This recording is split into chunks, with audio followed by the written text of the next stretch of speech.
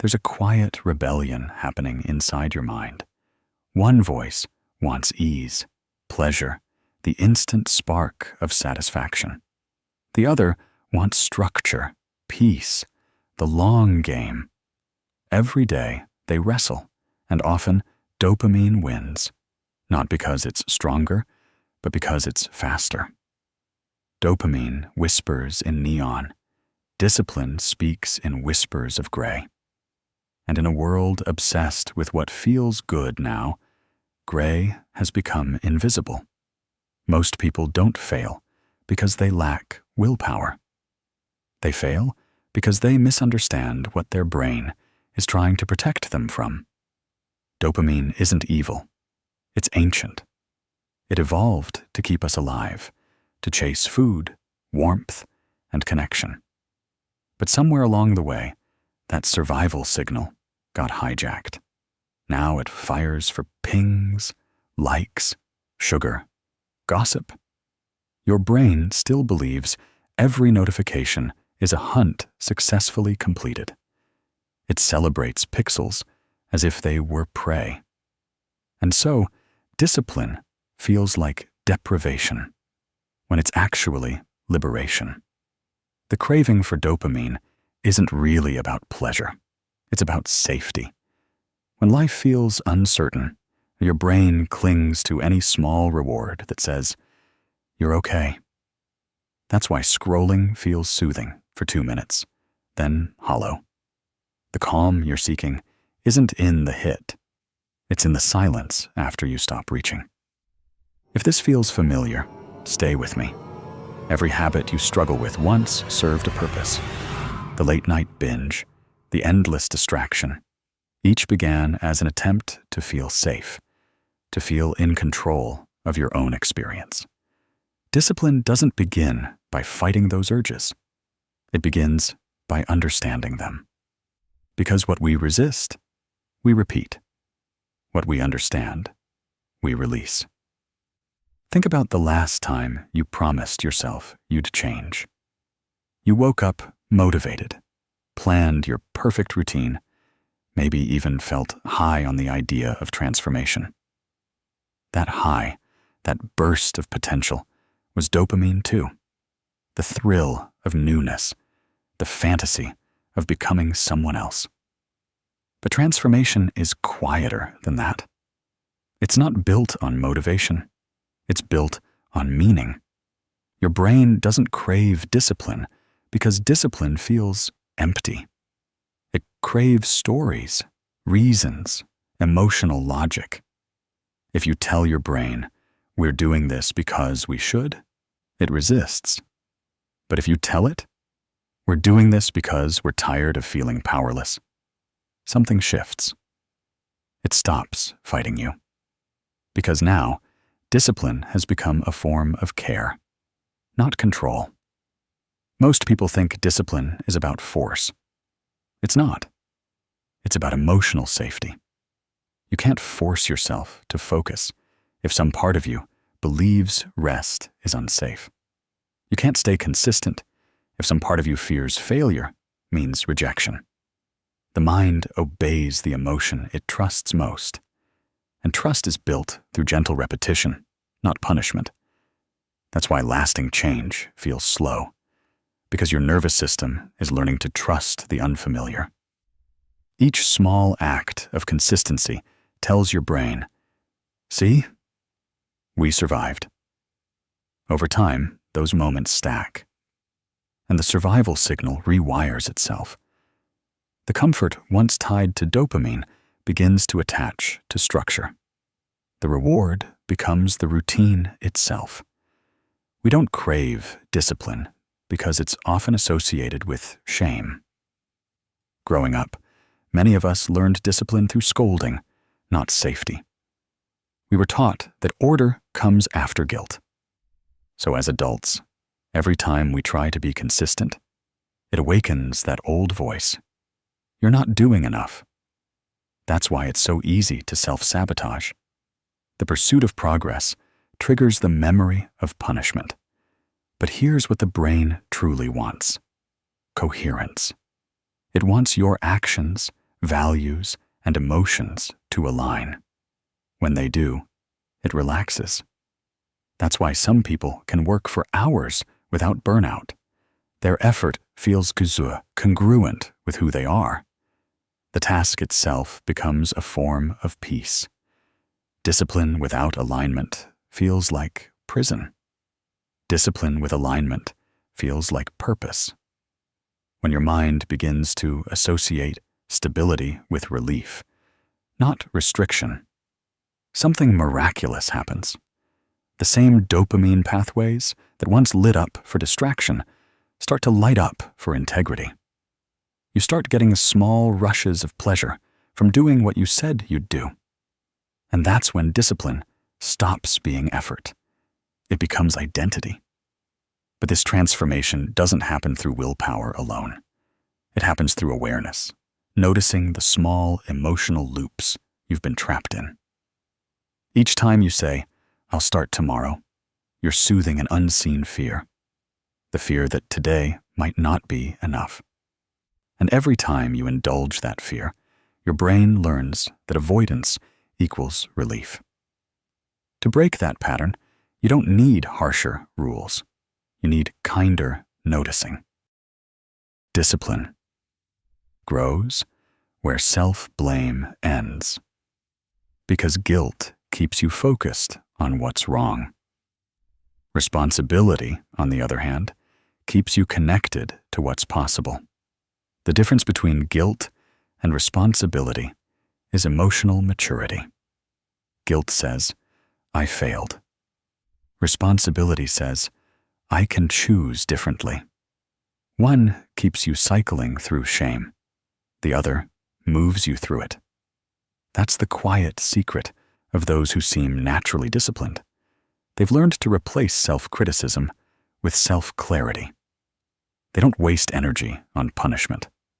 They use that energy to stay curious about why they lost focus in the first place. Curiosity reopens the connection. Dopamine closed. Imagine your brain as a garden. Dopamine is the rain, quick, refreshing, but fleeting. Discipline is the soil, the foundation that allows growth to root deeply. You can't force roots to appear overnight, but you can tend to the soil each day, trusting that something unseen is strengthening beneath the surface. When your brain learns that steadiness feels better than spikes, you'll begin craving calm over chaos. You'll check your phone less, not because you're resisting, but because silence feels more satisfying.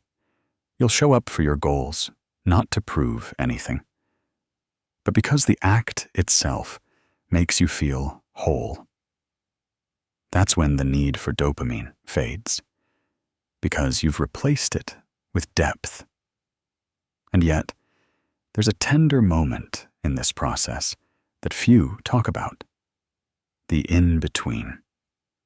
The space where the old rewards no longer satisfy, but the new peace hasn't fully taken root. This is where most people give up. They mistake discomfort for failure when it's actually recalibration. The brain is adjusting its chemistry, its associations, its sense of safety.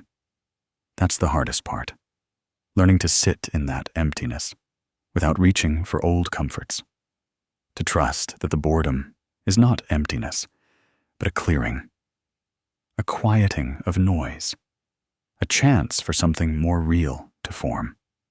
And if you can stay with that, if you can learn to breathe through the stillness that used to terrify you, you'll start to feel a subtle shift. Because deep inside that silence, your brain is learning something new. That peace is not the absence of pleasure. It's the presence of self. And that realization changes everything.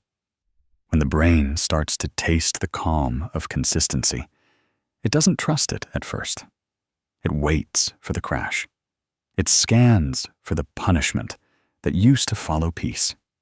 Because most of us learned early that quiet never lasted. That after every good day came a storm. After every proud moment came correction. So we learned to brace. That's why so many people self-sabotage just when things begin to stabilize. The mind associates ease with danger. To make your brain crave discipline, you must first teach it that calm is safe. Not exciting, not dramatic, just safe. It sounds simple, but safety is what most people spend their whole lives chasing in disguise.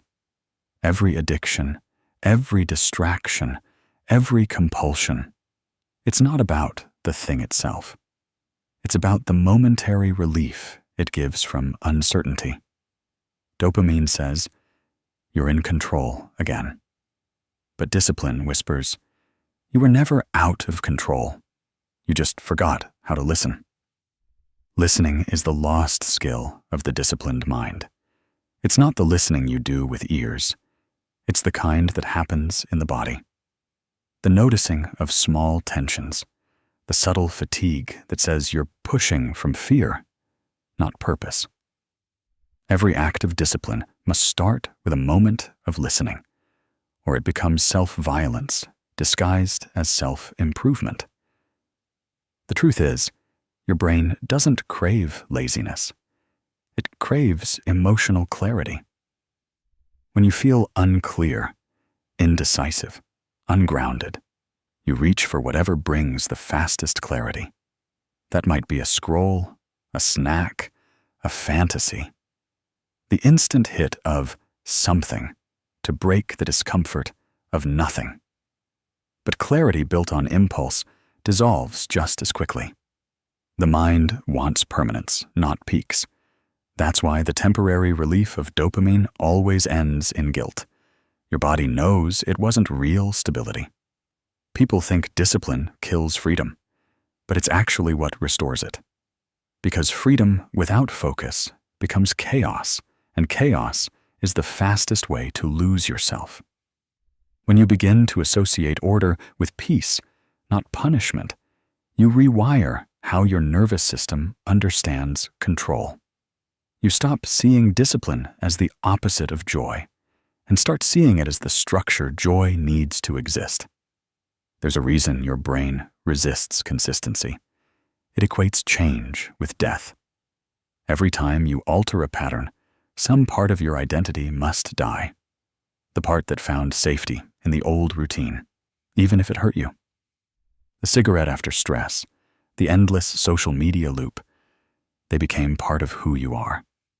To let them go isn't just about behavior, it's about grief. That's why discipline feels so heavy at first. You're not just giving up habits, you're mourning versions of yourself.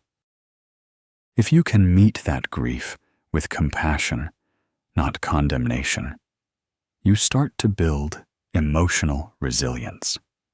Because the brain learns safety, not from success, but from surviving discomfort. Each time you stay steady through the craving, through the urge, through the doubt, you prove to yourself that stillness doesn't destroy you. The neural pathways that once screamed for dopamine begin to quiet. And in that quiet, a new kind of pleasure emerges. The satisfaction of endurance. Endurance is underrated. It's not glamorous. It doesn't sparkle. But it's the birthplace of self-respect. Because self-respect grows in the moments you show up when no one's watching. It grows when you do the small, uncelebrated things that prove you can trust yourself. Dopamine gives you applause. Discipline gives you dignity. And the irony is, dignity feels better. It's slower, deeper, less addictive, but far more nourishing. It's what makes you walk differently, speak differently, move with quiet certainty instead of loud confusion. Your brain begins to crave that feeling of internal order, the way a body craves water after years of thirst. There's a pattern worth noticing here. The more you chase dopamine, the less you feel alive. But the more you practice discipline, the more life you can actually feel. Because the same sensitivity that makes you crave instant pleasure is the same sensitivity that makes you capable of deep focus, deep love, deep art. Discipline doesn't numb that sensitivity. It organizes it. It gives it a direction. When your mind begins to link satisfaction with self-respect instead of self-indulgence, you create a new feedback loop. You start getting small, quiet hits of dopamine from the right things, showing up, finishing tasks, honoring boundaries. The chemistry doesn't vanish. It evolves. Pleasure stops being an escape from reality and becomes a celebration of it. But there's something deeper still, beneath chemistry, beneath behavior. It's the story you tell yourself about who you are. If that story is, I'm lazy, I always fail, I can't change, then no amount of strategy will help. The brain obeys identity, not intention. To crave discipline, you must rewrite the story your brain lives in. You can start subtly. Instead of saying, I need to be more disciplined, try, I'm learning to honor what matters to me. It feels softer, but it's more powerful. The brain doesn't rebel against gentleness. It rebels against pressure. What you repeat, you remember. What you remember, you become. The reason you relapse into old habits isn't because you're weak. It's because the old self still feels safer. So each time you fall back, don't ask, what's wrong with me? Ask, what safety did I just lose? That question turns failure into feedback. It reminds your nervous system that growth isn't punishment, it's partnership. Every disciplined person you admire once went through this inner negotiation. They weren't born consistent. They built safety into their stillness. They redefined what reward meant. They taught their brain that satisfaction earned, slowly, lasts longer than satisfaction stolen quickly. Over time, your brain starts craving the feeling of congruence and the quiet alignment of effort and intention. That's what true discipline is, not the suppression of desire, but the redirection of it. The same energy that once fueled distraction begins to fuel devotion. The craving itself doesn't vanish. It just changes its target. This is when you start feeling the difference between control and coherence. Control is rigid. It comes from fear. Coherence is flexible. It comes from understanding. You'll notice that the more coherent you become, the less effort discipline requires. You stop forcing habits and start flowing into them. It's not, I have to. It becomes, this is who I am. But identity, too, evolves in silence. And silence is where most people get lost, that eerie space where progress feels invisible. You've stopped seeking the old pleasures, but the new peace hasn't bloomed yet. It feels empty, almost lonely. That's when your old brain starts whispering, go back. Just one more scroll, one more snack, one more escape. And maybe you will. Maybe you'll fall back. And that's okay. Because healing the craving system isn't linear. Each return teaches you something new about what you still fear. Discipline isn't about never falling. It's about shortening the time between the fall and the rise. It's about returning faster, softer, wiser. Because over time, you begin to see what discipline really is. Not a cage, but a compass. Not the opposite of pleasure, but the container that allows pleasure to exist without destroying you.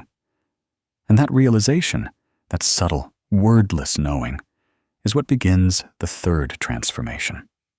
When discipline stops being something you practice and becomes something you are.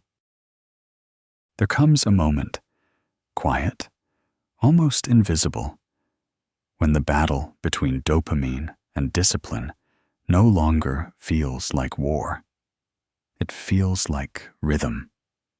You stop forcing yourself into structure and start moving with it, the way waves move with gravity. What once felt like resistance now feels like return. You wake without dread, not because every day is easy, but because you would trust yourself to meet it. That trust is what the brain has been craving all along. Not excitement, not novelty. Trust. Trust is the invisible nutrient that discipline feeds on.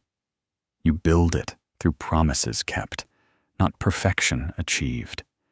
Every time you do what you said you would, even in small ways, the brain records safety. That record becomes memory, and memory becomes identity. Slowly, the emotional chemistry shifts. The rush that once came from avoiding discomfort now comes from leaning into it. The pleasure of escape is replaced by the pride of endurance. Most people don't realize this transformation is emotional, not logical. The brain doesn't change through lectures. It changes through felt experience. It has to feel the difference between chaos and calm. That's why relapse never erases progress, because every return teaches the nervous system a new boundary, a new capacity. Discipline is not built by force. It's built by familiarity. You repeat what you survive. And yet, the deeper you go into discipline, the more you begin to notice something sacred. The stillness behind the effort. The longer you live without constant stimulation, the more you start to feel your own life directly. Unfiltered. Unperformed. At first, it's raw. The quiet can be terrifying because it reveals how much noise you are using to hide from yourself. But beneath that, there's warmth, clarity, presence. It's not the thrill of a hit. It's the hum of being whole. This is the point where many people mistake peace for boredom. They think, is this all? Because they've confused intensity with meaning.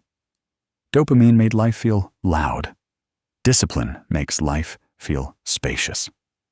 And spaciousness feels foreign after years of addiction to urgency. But if you stay, if you keep breathing through that vast, unfamiliar calm, something incredible happens.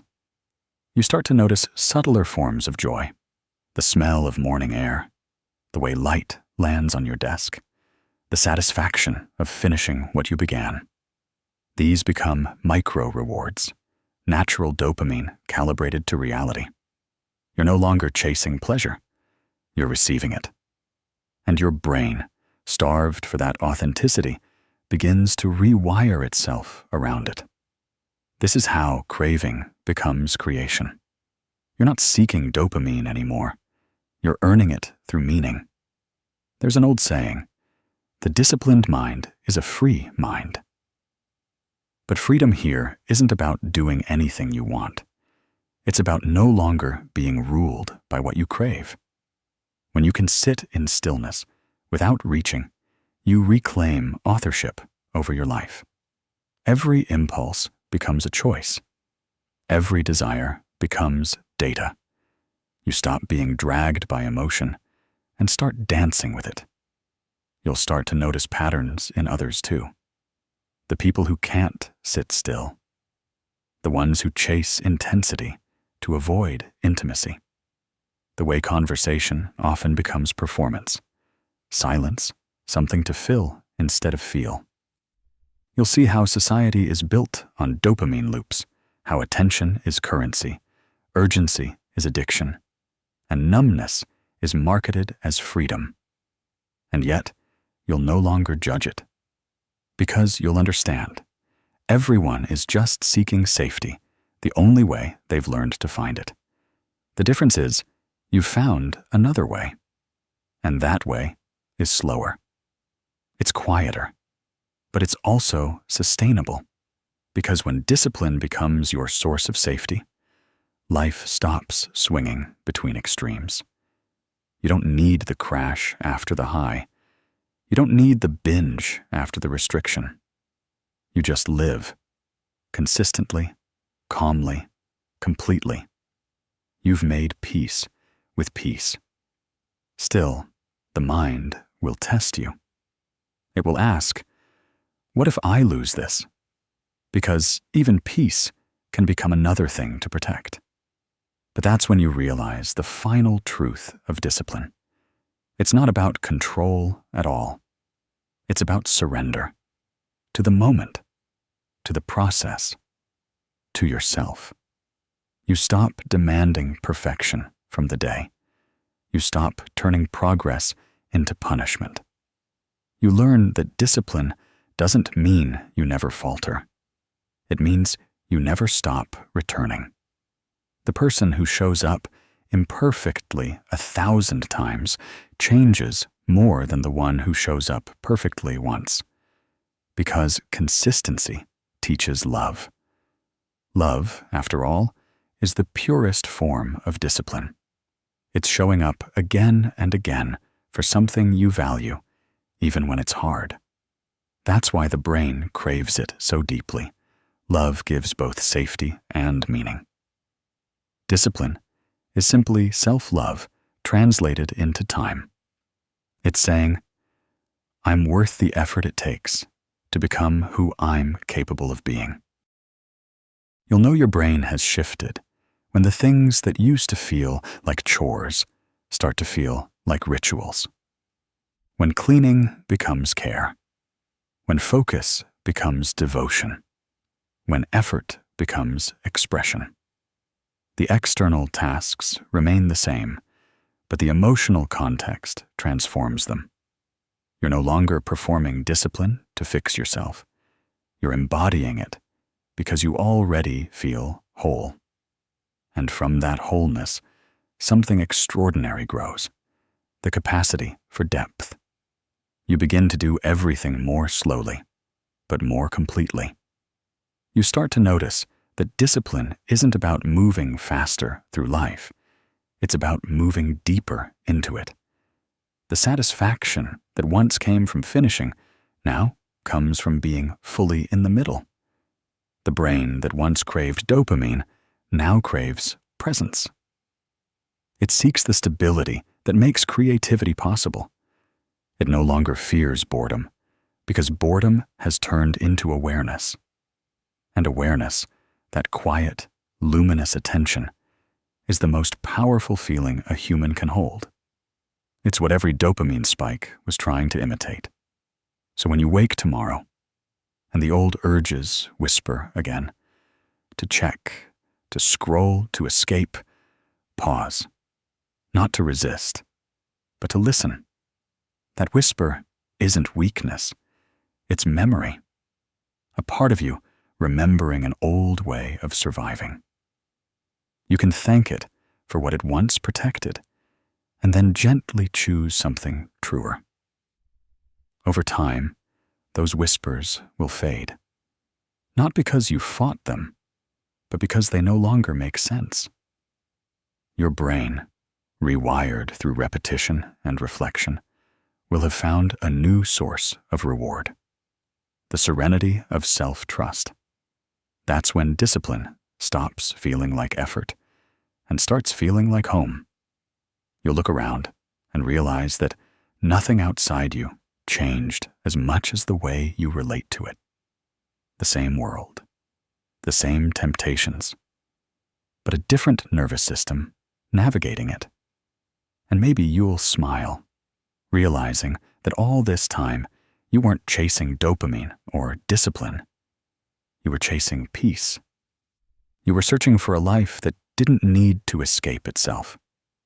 There's no finish line here, no final victory, only the ongoing dance between craving and calm, between wanting and waiting. Each day, the rhythm will shift, and each day, you'll meet it a little more gracefully. Because the goal was never to kill desire. It was to teach it where home is. And home, you'll find, isn't in the next hit, or the next win, or the next high. It's in the steady pulse beneath it all, the quiet hum of a mind that finally remembers how to rest inside its own rhythm. A rhythm made not of dopamine's noise, but of discipline's peace. And somewhere in that peace, as you breathe and listen, you might realize that you no longer crave what once controlled you. You crave this, the stillness, the clarity, the slow, honest joy of being here,